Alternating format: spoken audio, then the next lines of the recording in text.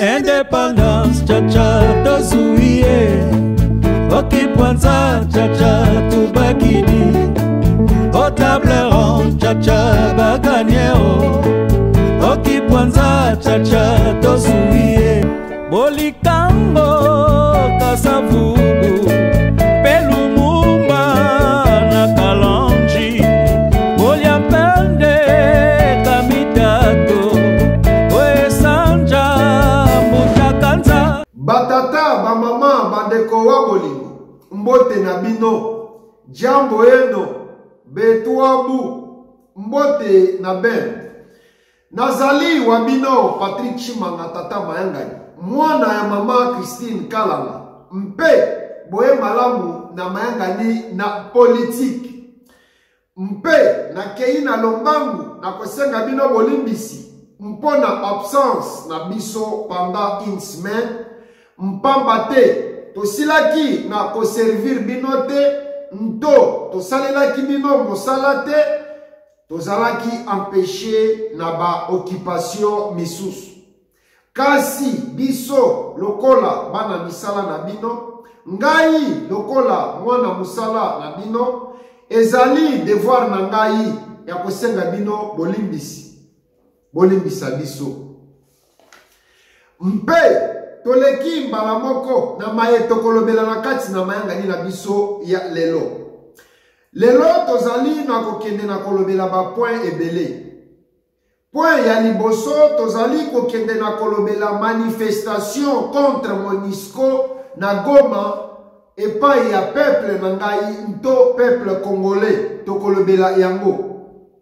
Mpe na point ya mibale tozali na kokende na kolobela sortie médiatique ya mwana mboka Jean-Marc Kabund Akabund contre régime ya mwana mboka Félix Antoine Tshisekedi Tshilombo.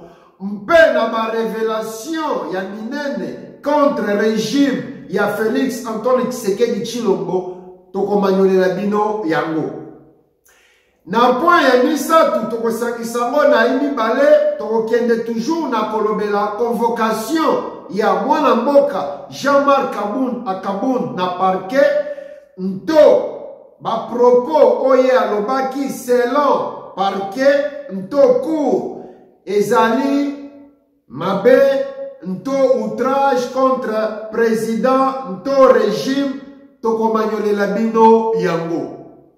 Mpe na point ya mine nto ya suka tozali kokende na kolobela départ ya mwana mboka Frank Djongo na Union Sacrée. Mpe na ba propos na ye alobaki na sortie médiatique na ye contre régime ya Félix Tshisekedi toko lobela nto toko manyolela bino ya ngo.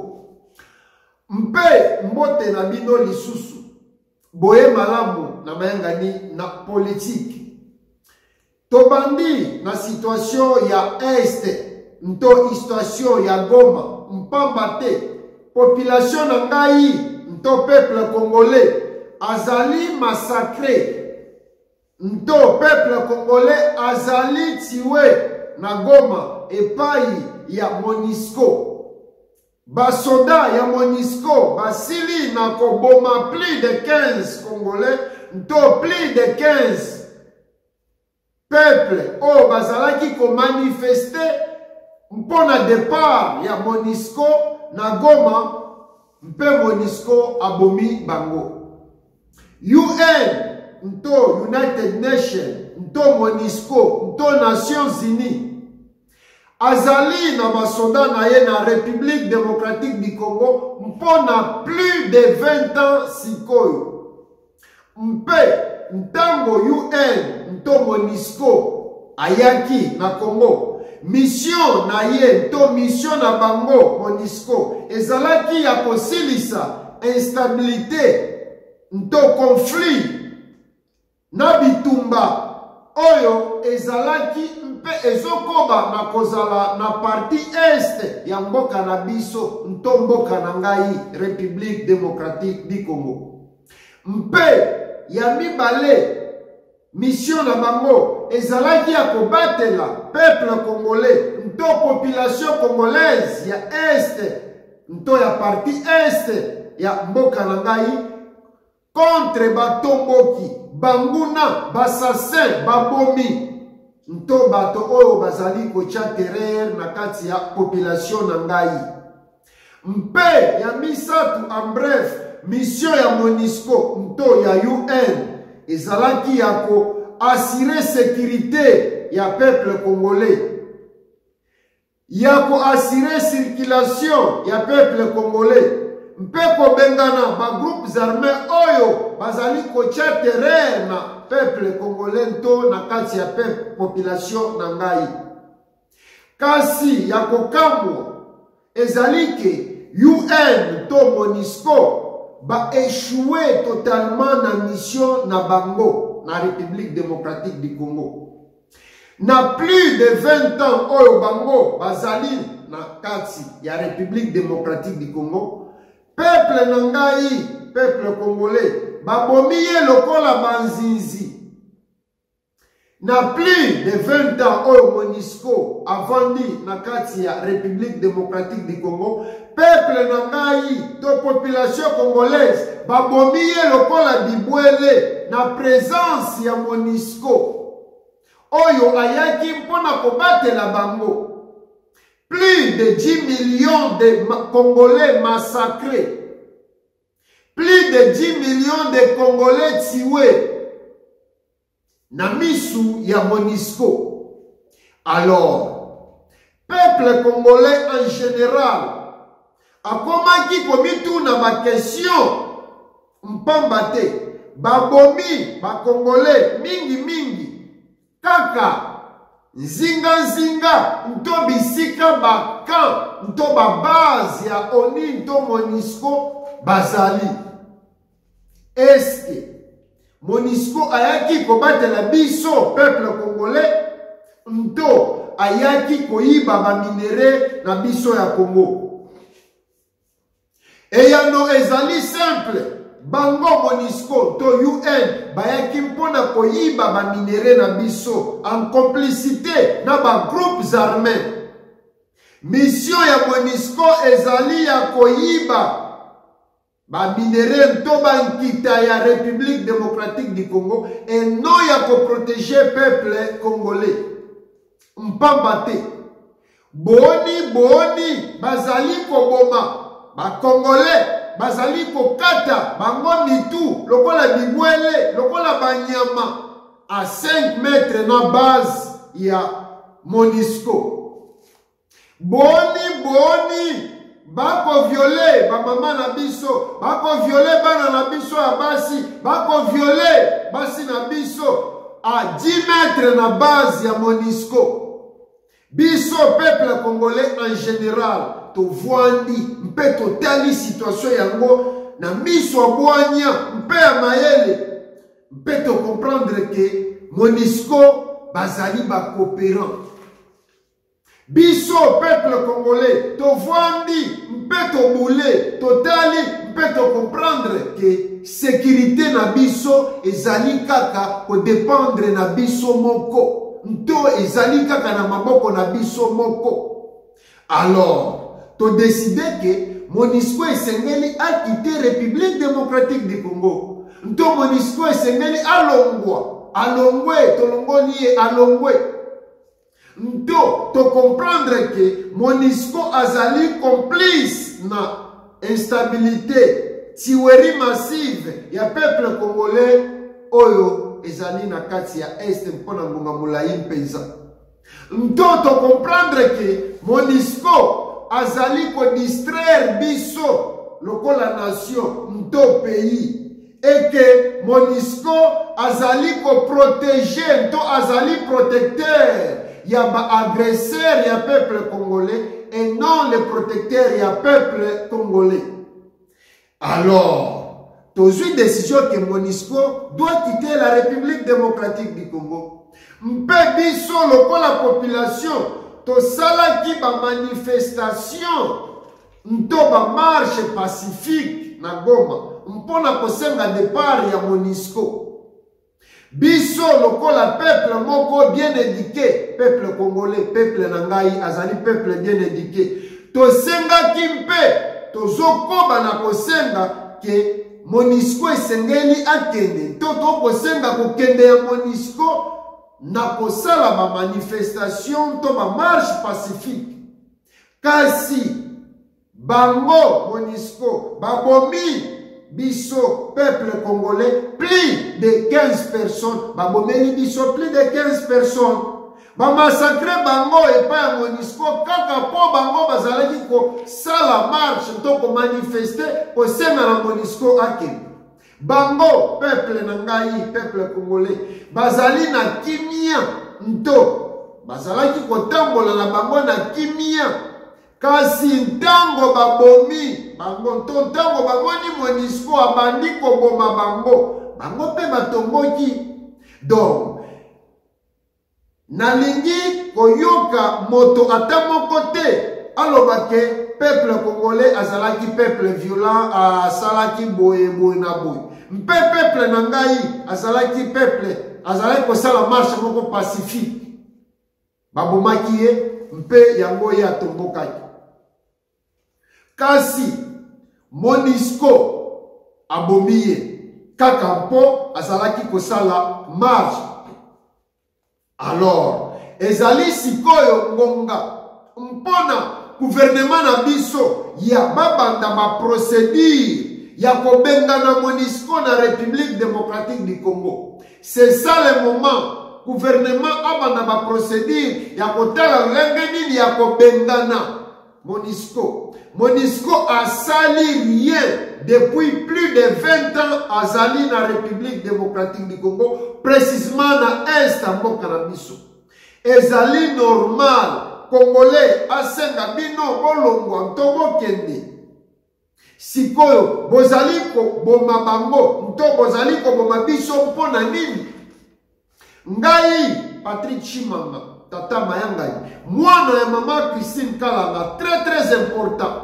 Elongo na Mayangani na Politique TV, lokola maison ya media.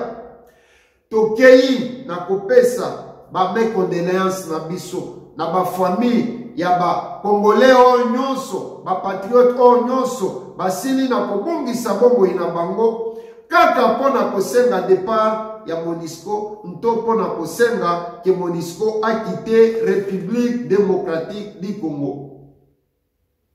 Mpe tokolemba te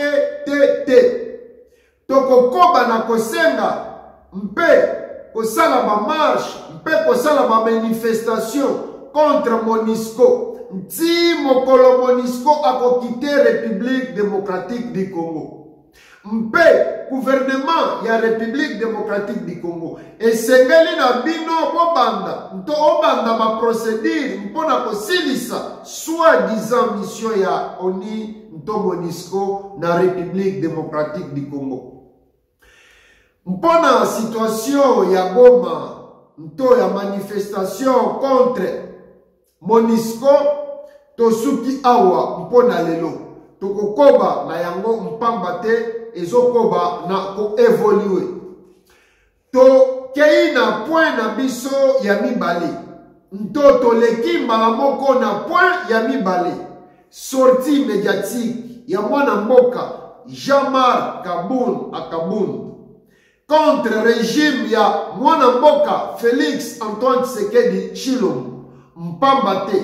Na sortie na ye mwana mboka Jean-Marc Kabund Akabund asalaki ba révélation grave contre régime ya Félix Antoine Tshisekedi Tshilombo mpona kolobaki pouvoir ya Tshisekedi ezali pouvoir ya ba dictateur nto ezali pouvoir moko dictatorial mpe abakisaki lisusu ke ezali pouvoir ya ba juicer nto ya ba miyibi mpe abakisaki lisusu ke ezali pouvoir ya ba détourneur to pouvoir ya détournement selon mwana mboka Jean-Marc Kabunda alobaki ke ezali na ba jet privé oyo ebimaka nto ememaka ba millions de dollars ya bana mboka nto ya mboka na kokende nango na ba paradis fiasco to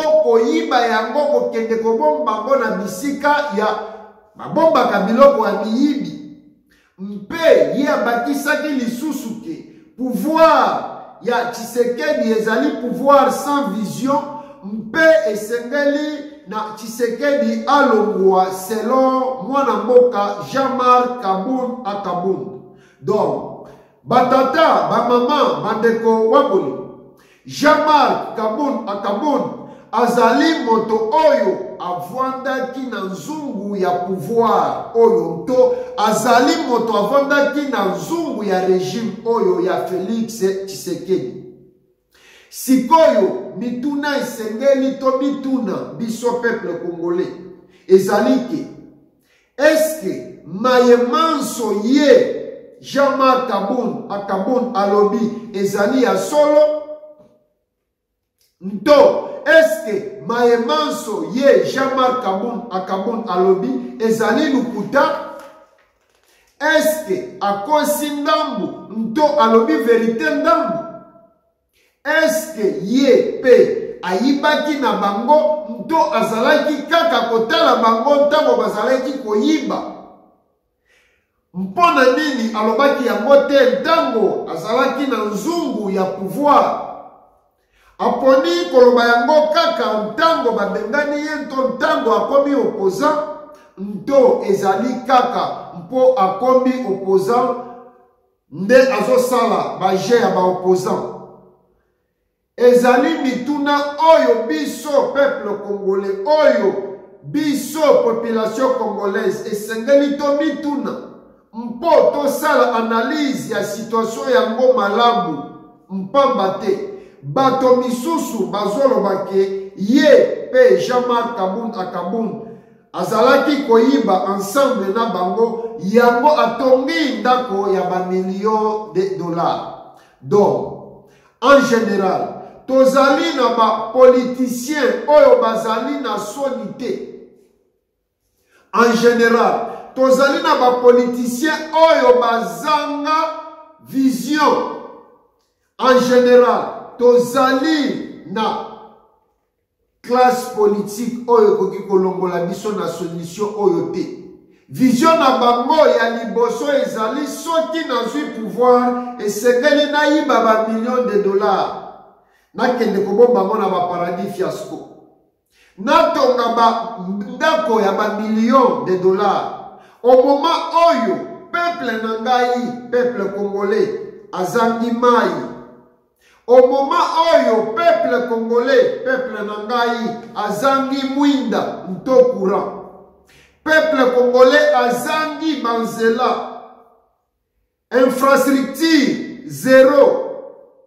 Peuple congolais azali ko vivre na pauvreté moko ya niveau moko ya suka. Kasi bato oyo biso peuple congolais tokanisaki ke bango nde ba sauver na biso nto bazali ba sauver ya peuple. Tala lelo oyo bakomi kofunda na ndenge bazalaki koyiba bambongo ya peuple oyo azali ko souffrir net na lifelo. Batata bamama bandeko waboli eske oyo manso mwana mboka Jean-Marc Kabund alobi ezali lukuta? Réponse ezali simple. Oyo nyonso alobi ezali lukuta te. Eske oyo manso mwana mboka Jean-Marc Kabund alobi ezali ya solo? Réponse ezali simple. Oyo nyonso alobi ezali ya solo te.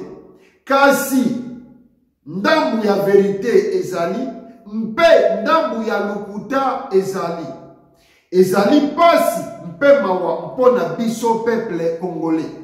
Mpamba te tozali kaka na ba même classe politique, même genre ya classe politique depuis 1960 ti lelo oyo 2022 nakobeta sete. Tozali kaka na classe politique ya ba immoro politique. Tozali kaka na classe politique ya bato ba démagogie politique. Tozali kaka na même classe politique ya ba politiciens sans souci ya peuple. tozali kaka na même classe politique ya ba politicien sans vision. Bazali kozoba peuple na ngai ntango nyonso depuis 1960 ti lelo 2022 na kobeta sete. Biso moko peuple congolais, bino peuple na ngai, biso peuple congolais, nde tozali na pouvoir ntompifo ya ko changer classe politique oyo. Mpamba te, soki to sali yango te, soki to changer classe politique oyo te, bana na biso, bana ya bana na biso, bako subir même situation to, même conséquence oyo tozali ko subir lelo.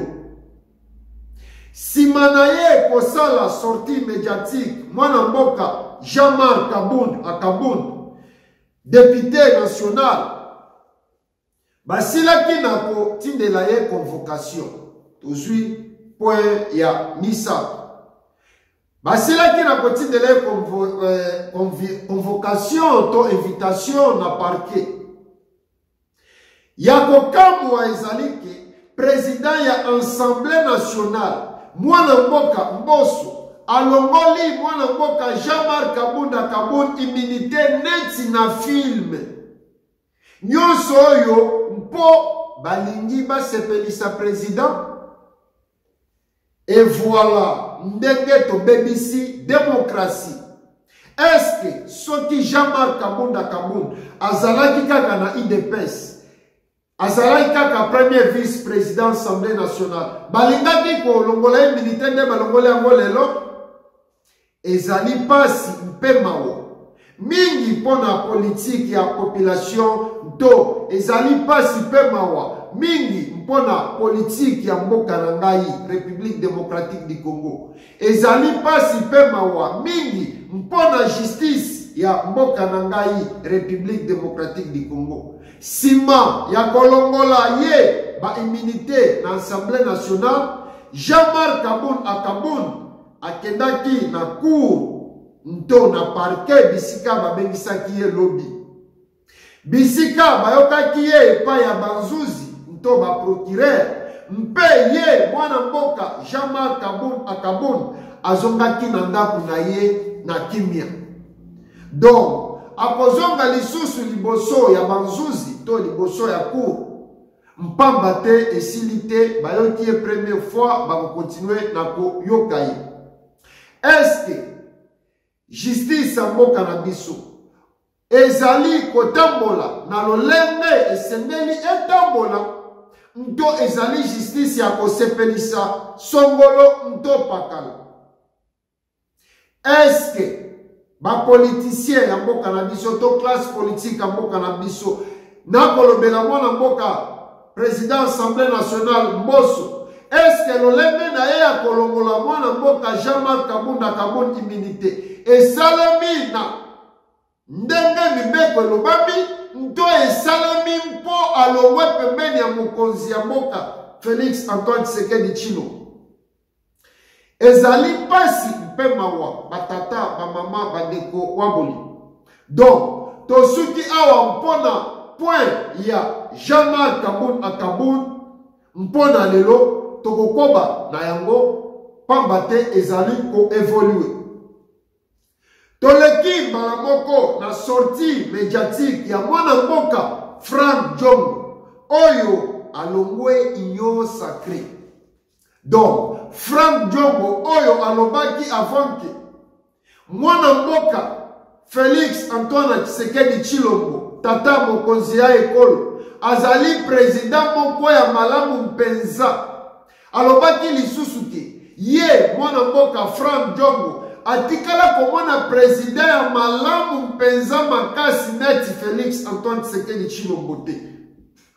Frank Diongo alobaki ke malamu ya Félix Antoine Tshisekedi Tshilombo eleki ebele, donc moye amona mabe na ye ezali te. Kasi ya kokambo na sortie médiatique na ye mwana mboka Frank Diongo alobaki mingi mpe lokola ngonga na biso ezali muke nto mukuse nakokende na bapoint essentiel to bapoint minene oyo ye Frank Diongo alobaki contre régime ya Félix Antoine Tshisekedi Tshilombo mpe na ye moko Félix Antoine Tshisekedi Tshilombo mpamba te mwana mboka Frank Diongo Félix Tshisekedi Tshilombo tata mokonzi ya ekolo apengwi na nzela ya tata na ye Etienne Tshisekedi wa Mulumba Besengande Mukongo Koba.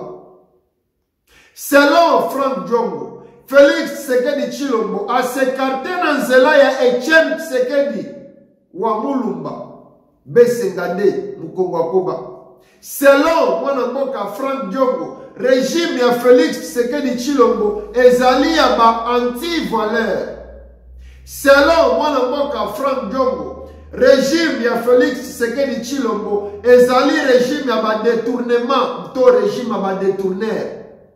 Selon mwana mboka Frank Diongo, régime ya Félix Tshilombo ezali régime ya corruption. Ezali régime ya légèreté de la gestion. Ezali régime ya tribalisme.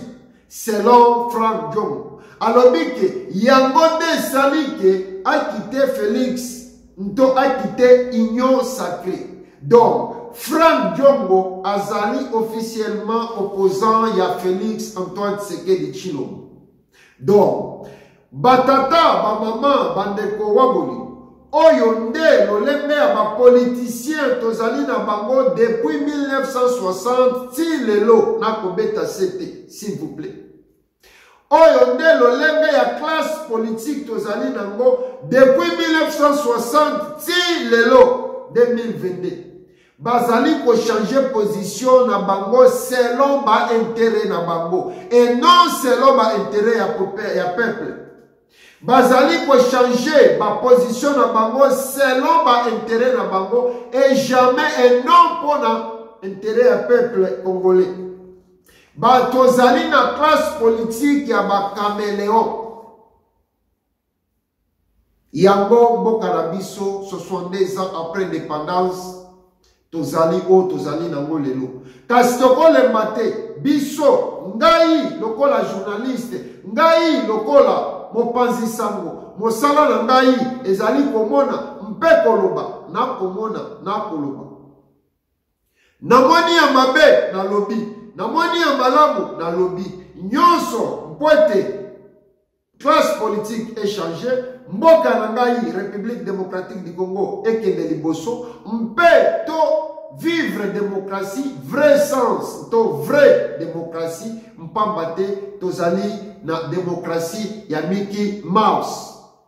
Na suki awa mpona lelo batata ba mama bandeko waboli mpe na kei na lombangu na kopesa merci na pichu image asili na kobongo la mai na vinyo bamela vinyo bomela ngode na modération na pesi mbote na papa Eli mbote na yo na bosanité Cristiano Chimanga suka na mwana ingénieur Nikoloyo sakana na ba image di nazali wabino Patrick Chimanga tata mayangai mwana ya mama Christine Kalala mpe tomona ni mbala sima na mayanga ni na politique. Merci beaucoup mpe goodbye.